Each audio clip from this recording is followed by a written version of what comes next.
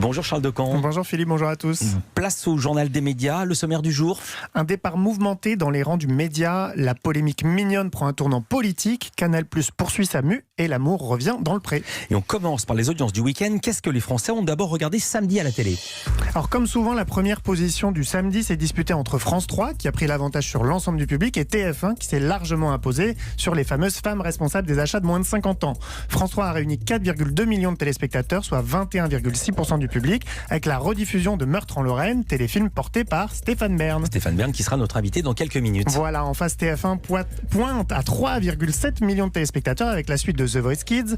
Le télécrochet affiche une part d'audience de 21,5% du public et un très bon 28,8% sur les femmes de moins de 50 ans. Derrière, en revanche, Fort Boyard est à la peine maintenant que l'été est fini. Le jeu signe pour la deuxième semaine consécutive son plus faible score de la saison. 2,2 millions de personnes, soit 12,2% du public et 17% des femmes de moins de 50 ans. Ça, c'était pour les audiences de samedi soir et hier soir. Alors hier soir, c'est TF1 qui a pris la première place avec la première diffusion de La Ch'tite Famille, un joli carton pour TF1. La comédie de et avec Danny Boone a été suivie par 6,8 millions de personnes. Ah ouais. C'est 31% du public et 37% des femmes. France 2 s'en sort pas mal derrière avec un autre film inédit, américain cette fois. Pentagon Papers de Steven Spielberg a réuni 3,5 millions de téléspectateurs pour 15,5% de part d'audience. Et c'est France 3 qui prend la troisième position avec la suite des enquêtes de Murdoch. Les deux épisodes de la soirée affichent une moyenne de 2,4 millions de téléspectateurs, une part d'audience de 10,4%. Culture Média. Et on commence ce journal des médias par un départ brutal aux médias, la web télé proche de la France insoumise. Le directeur de la rédaction a été démis de ses fonctions, c'est ce qu'on a appris ce week-end dans le journal Le Monde. Il s'appelle Denis Robert, il avait pris les commandes de la chaîne Info en 2019, après le licenciement retentissant d'Aude Lancelin, qui avait lui-même suivi les départs tout aussi mouvementés de Sophia Chekirou et Aude Rossignol. Alors qu'est-ce qui lui est reproché? Alors c'est là que la question se complique. L'article du Monde laisse entendre que ce départ n'est peut-être pas sans lien avec la nature du contrat de travail de Denis Robert, plus précisément avec une demande de remettre les choses en ordre en termes de droit du travail. En face, la direction assure que c'est l'attitude de Denis Robert qui est en cause. Le patron de l'entité qui emploie la rédaction, Julien Terry, s'est exprimé au Monde. Il a dit « Nous avons décidé de lui demander de cesser ses activités car il a une conception trop classique et hiérarchique de la fonction que nous voulons d'ailleurs supprimer pour travailler de manière plus collégiale. » Et alors, comment a réagi la rédaction justement? C'est pas plus clair de ce côté-là, c'est ça le problème. Juste pour information, la rédaction du Média, c'est une dizaine de personnes qui sont réparties entre deux syndicats, le SNJ et la CGT. Côté SNJ, on soutient Denis Robert. Ils ont publié un communiqué demandant à la direction d'arrêter, je cite, de mépriser le droit du travail. De l'autre, les 7 membres de la CGT confirment les tensions avec Denis Robert et l'inutilité de sa fonction, qui allait donc à l'encontre de leur volonté de créer ce système plus collégial et moins hiérarchique. Denis Robert, le principal intéressé, s'est contenté d'indiquer au Monde qu'il était, je cite, pris de court et sous le choc.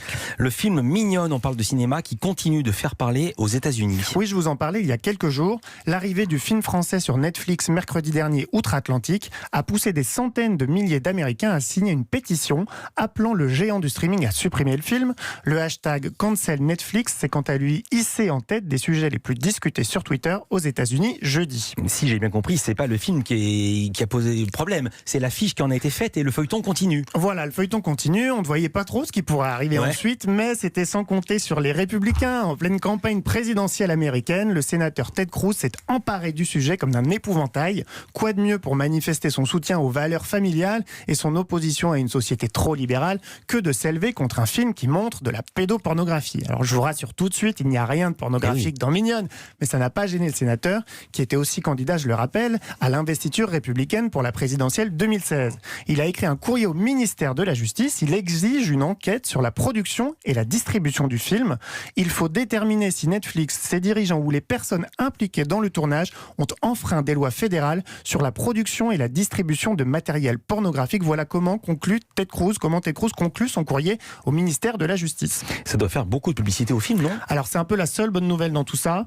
Il y a fort à parier que Mignonne, qui est un petit film français indépendant, serait passé inaperçu aux États-Unis sans cet acharnement. Mais la semaine dernière, il s'est hissé parmi les 10 films les plus vus sur Netflix outre-Atlantique. Et face à Netflix, justement, Canal+ poursuit sa mue.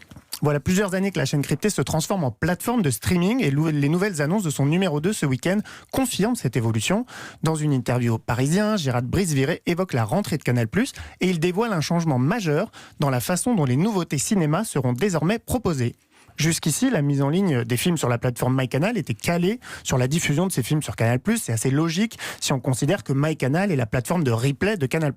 Mais ça, c'est terminé. Désormais, peu importe leur date de diffusion, les nouveautés cinéma seront toutes mises en ligne le vendredi sur MyCanal. Ce sera alors à la chaîne de rattraper sa plateforme qui devient donc définitivement son produit d'appel. Cette nouvelle stratégie démarrera en octobre avec 5 films mis en ligne chaque vendredi. Et dans la première fournée, les abonnés retrouveront le dernier volet de la saga Star Wars, l'ascension de Skywalker. Et puis ce soir, un poids lourd du PAF de retour. Alors les lundis soirs de millions de téléspectateurs sont désormais bookés jusqu'à la fin de l'année. L'amour est dans le pré fait son retour sur M6. 11 hommes et 2 femmes âgés de 37 à 63 ans, tous agriculteurs évidemment, participent à cette 15e édition dans le but de trouver le grand amour. Et dès ce soir, ça va être chaud. Bande annonce. Qu'est-ce que t'as sur le bras? Un tatouage que j'ai fait. Faut que je touche ta main, je peux? Oui, vas-y. Oh là là là là là là. C'est hot, hein. C'est récent parce que tu pèles là. Ouais, j'ai pas fini encore. Ok, allez, je me mets un peu de trucs là. Hein. Toi aussi, t'en as beaucoup, des tatouages? Partout. Puis j'en ai à l'intérieur un peu aussi. Ah ouais? Ouais. D'accord. Voilà. Oh, il se lèche les lèvres.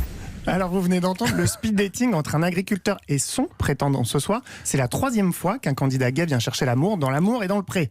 Après 14 ans, l'émission reste la marque la plus populaire d'M6, avec l'an dernier 3,8 millions de téléspectateurs en moyenne. C'est 17% du public et 26% des femmes responsables des achats de moins de 50 ans.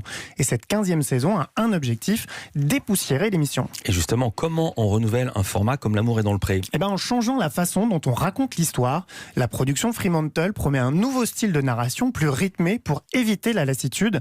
Il y aura aussi des changements dans la mécanique et on les verra dès ce soir. Vous l'avez même entendu un petit peu dans l'extrait. Cette année, Karine Le Marchand est présente pour les speed dating et elle commente donc les rencontres entre les agriculteurs et les prétendants. Merci beaucoup Charles Decamp, à demain pour un nouveau journal des médias.